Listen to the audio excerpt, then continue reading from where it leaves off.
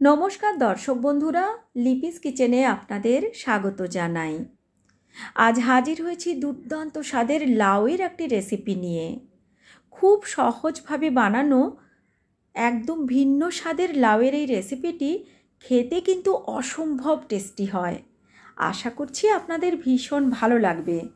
आमार चैनेल एखोनो ना सबस्क्राइब करा थाकले चैनेलटी सबस्क्राइब करार अनुरोध रइल। लाउएर खोसा तुले निये तारपर लाउ भालो करे धुए निয়েছি। एरपर केटे निচ্ছি। खूब मिहि करे काटबार प्रयोजन नेই, एरकम एकटु बड़ो बड़ो टुकरोतेই केटे निते हबे। समस्त लाउ केटे निয়েছি আর কেটে নেওয়ার পর আর ধোয়ার প্রয়োজন নেই, যেহেতু খোসা তুলে নেওয়ার পর ধুয়ে রেখেছিলাম। এখন সমস্ত টুকরো করা লাউ একটি বড় পাত্রে রেখে এর মধ্যে দিয়ে দিচ্ছি মুসুরির ডাল 1/3 কাপ। ডালকে ভেজানোর প্রয়োজন নেই, জাস্ট ধুয়ে যোগ করে দিলাম।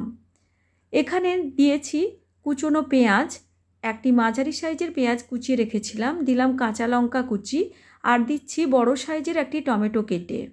এছাড়াও নিচ্ছি এখানে হাফ চামচ হলুদের গুঁড়ো, হাফ চামচ লাল লঙ্কার গুঁড়ো, হাফ চামচ ধনে গুঁড়ো আর হাফ চামচ নিচ্ছি জিরে গুঁড়ো। নিয়ে নিচ্ছি পরিমাণ মতো লবণ আর এখানে নিচ্ছি 1 টেবিল চামচ পরিমাণ সরষের তেল। এবার এই সমস্ত কিছুকে হাত দিয়ে একসঙ্গে খুব ভালো করে মেখে নিতে হবে, যাতে করে সমস্ত মশলা লাউয়ের সঙ্গে ভালো করে মিশে যেতে পারে। হাত দিয়ে খুব ভালো করে মেখে এখন এটা রেখে দেব প্রায় মিনিট 5 মতো।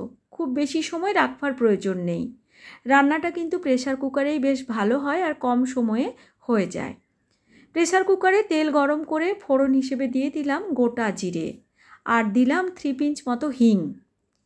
জিরে ভালো করে ভাজা হলে এখানে গ্রেট করা রসুন হাফ চামচ আর দিলাম 1 চামচ গ্রেট করা আদা।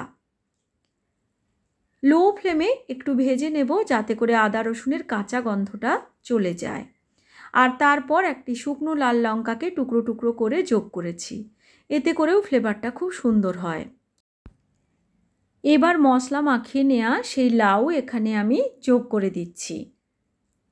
সমস্ত লাউটা দিয়ে দেওয়ার পর কিন্তু ফ্লেমটাকে বাড়িয়ে দিতে হবে আর অনবরত হাই ফ্লেমে নাড়াচাড়া করব, যাতে করে লাউয়ের সঙ্গে মিশিয়ে রাখা মশলা ভালো করে কষানো হয়, কাঁচা গন্ধ না থেকে যায়।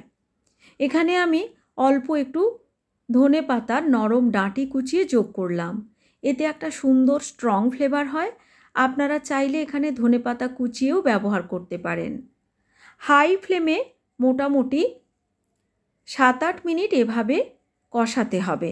তবে আমি কিন্তু ঢাকা দিয়ে দিয়ে কষিয়ে নিচ্ছি, তাতে করে লাউ থেকে বেশ কিছুটা জল বেরোবে আর সেই জলেই কিন্তু ডালটা আস্তে আস্তে ফুলতে শুরু করবে বা সেদ্ধ হবে। দেখতেই পাচ্ছেন মোটামুটি 4-5 মিনিট পরে দেখুন ডাল আস্তে আস্তে সেদ্ধ হতে শুরু করেছে আর লাউটাও সুন্দর মজে যাচ্ছে।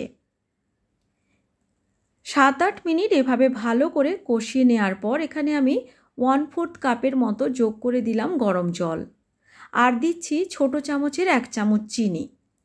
মিষ্টিটা আপনারা নিজেদের পছন্দ অনুযায়ী কম বেশি করে নিতে পারেন। এবার দেখুন কুকারটাকে আমি বন্ধ করে দেব। খুব বেশি কিন্তু জল দেয়া যাবে না, কারণ লাউ থেকেও অনেকটা জল বেরোবে আর তাতে করেই লাউটা সেদ্ধ হয়ে যাবে। মিডিয়াম লো ফ্লেমে রেখে কুকারে প্রায় 3 থেকে 4টে সিটি দিয়ে নিয়েছি আর তারপর ফ্লেম অফ করে রেখে দেব কুকার ঠান্ডা হওয়া পর্যন্ত। দেখুন এখন ঢাকনা খুলে নিয়েছি আর একটু নাড়াচাড়া করে এটাকে মিশিয়ে নিচ্ছি। সুন্দর লাউ সেদ্ধ হয়ে গেছে, ডালটাও সুন্দর সুসেদ্ধ হয়ে গেছে।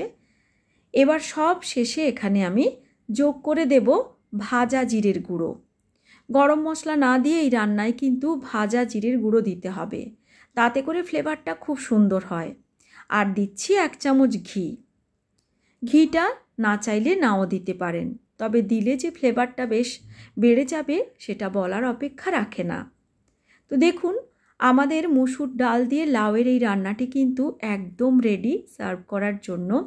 এটা গরম ভাত, রুটি সব কিছুর সঙ্গেই দারুণ লাগে খেতে।